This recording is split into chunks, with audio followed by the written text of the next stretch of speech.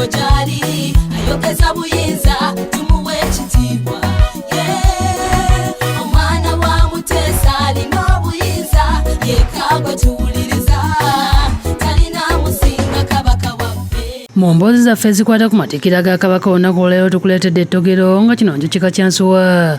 Bajjajjaffe kye baabumbanga okuva mu bbumba kyokka nga kino baakikozesa mu kuterekamu amazzi ag'okukozesa awaka nga mu biseera ebyo amagulu meeru baleete bannaleeta kuno pipa na ttanka. Ettogero lino okusinga baaliteekanga mu manju wa nnyumba era nga baaligereesezaako n'engero ssaako ebisoko okugezaawo omuntu yalinga anywa nnyo nga bagereesa nti anywanga ettogero. Ssaalongo Edward Kajimu nga mutuuze w'ekikyusa Busumba mu ggombolola y'e Ssemuto mu disitulikiti y'e Nakaseke y'omu ku bakyalina ettogero lino era nga annyonnyola engeri gye lyabumbibwangamu. Ettogero lino balibumba mu bbumba lyennyini erya Nakasa eribumba ensuwa, libumba ebibya ne libumba n'obusuwa obutini obusaka obunywerwamu amalwa.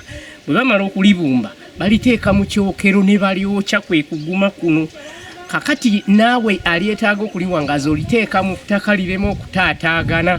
Bwe libeera wansi wano mu ttaka nga walisimiramu lisobola okuwangaala emyaka egisoba mu 5 okugenda ku 6 kubanga lino liwezezza ne wana emyaka 50 nga mwe tunywa amazzi mwe tulembeka epipa mwe zaatusanga naye epipa ezaasangawo amatogero gano ezimu zikaddiye nga go gakyaliwo. Kajimu agamba nti epipa tezinnajja ettogero lyalinga lya mugaso nnyo maka g'Omuganda kubanga eri bakozesanga okutereka amazzi era nga litereka okuva ku bidomola 3 okutuuka ku bidomola 10.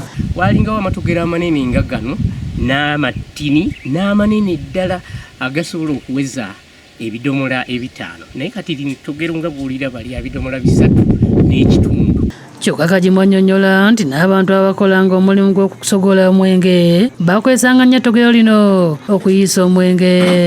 Nga bwe bamala okusogola baliteeka era mu ttaka ne babikkamu omwenge lifuna ebbugumu omwenge ogwo ne gwesera ne gujja ng'oguli mu lyato naye kyatwala ekiseera kitono ababazzi b'amaato ne bawera.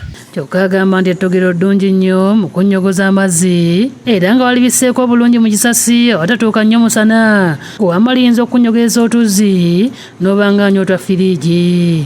Naye ng'amatogero gano ffe gaatuyamba nnyo mu biro byaffe ng'amazzi tunywaga nnyogoga nnyo era tetwetaaga na firiigi ng'az'omulembe guno. Agamba nti ettogero lino liwangaala nnyo. Kyengeraageranya nakyo ku ttogero tekiriiwo ku mapipa. Ayongerako nti okuva epipa lwezajja abantu bagenda badibya ettogero era ng'amaka mangi tegakyaliyo okuggyako mu masaso g'ebyalo ssaako n'aba bagamanyimu omugaso bakyagakuumira ddala. Naye mu kiseera kino abantu batono nnyo abataddeyo omulaka ku kubumba amatogero kati ffe twasigaza omubumbi ali omu abeera Kannyanda eyo.